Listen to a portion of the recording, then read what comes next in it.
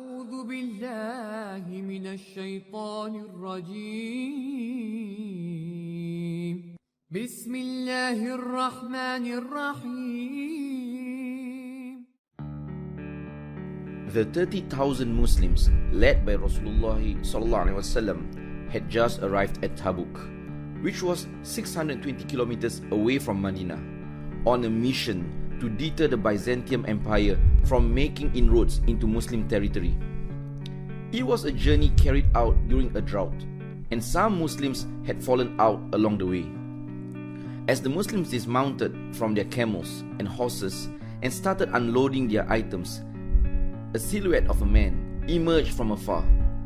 As he drew nearer, Rasulullah's face brightened. It was indeed Abu Dzar Al Ghifari. Our beloved Prophet joyously exclaimed, "May Allah have mercy on Abu Dzar. He lives alone, he will die alone, and he will be raised alone." Indeed, Saidina Abu Dzar Al Ghifari had abandoned his sickly camel and made his way by foot to Tabuk. Today, we are going to unearth the treasures from a man who himself shunned the worldly pleasures in a single-minded pursuit for the eternal pleasures in the hereafter. When word reached Abu Dzar about the Prophet in Mecca, he left his tribe of Ghifar for Mecca. His thirst for truth was so overwhelming that he survived on the water from the wells of Zamzam throughout his 30 days in Mecca. Upon becoming a Muslim, he again displayed his courage in upholding truth by openly proclaiming his status as a Muslim to the hostile nobility in front of the Kaaba. He was heavily assaulted twice as a result, but little did this deter him as he returned to his tribe and converted all of them to Islam. Even during the time of Sayyidina Uthman, where wealth was in abundance and that life was a far cry from the simple, modest yet purposeful state of living existed in the time of the Prophet, Abu Dzar wasted no time in reminding and reprimanding those in power of the perils that come with a luxurious and reckless life. He eventually settled down in a remote village in an area called Al-Rabada. True to the words of the Prophet ﷺ, he died only surrounded by his close family members and members of a caravan which happened to pass by Rabada.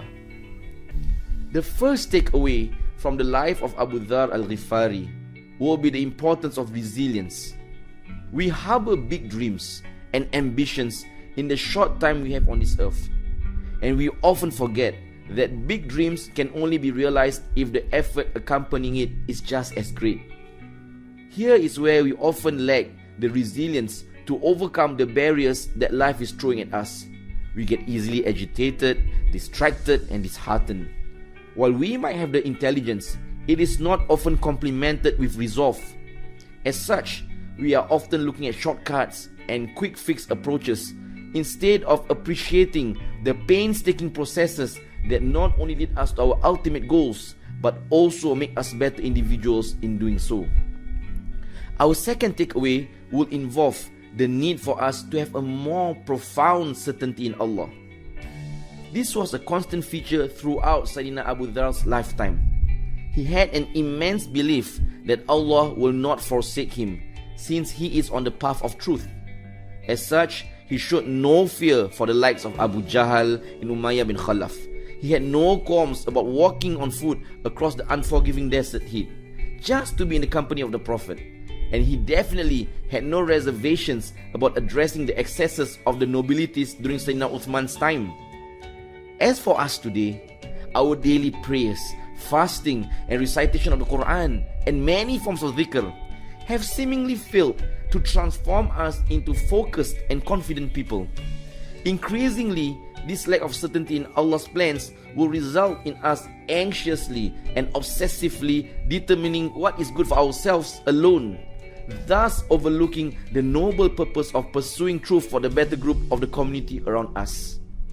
Lastly, one shouldn't fear acting alone in the pursuit of goodness. While teamwork is the most effective way of moving initiatives forward, at times we find that precious time is wasted on egoistic defending and championing of opinions in addition to bouncing ideas and thoughts aimlessly back and forth, hoping for these ideas to somehow translate into proper processes. It takes just one person to purchase food for a neighbor in need. The same number is needed for us to be an illuminating example of responsibility and discipline at our workplace. It takes one student to reach out to his or her academically weaker peers in class. It was Abu Dzar alone who went to Mecca to learn about Rasulullah SAW, but it was the whole tribe which became Muslims through him. Let each of us begin simple projects to benefit those around us in these testing times. Do not fear the outcome, because the fear of a preconceived failure is as good as a failure itself. May Allah grant us the focus, drive and determination to be a better Muslim. May we continue to be inspired by Saidina Abu Dzar Al Ghifari in performing acts of goodness without apprehension and fear.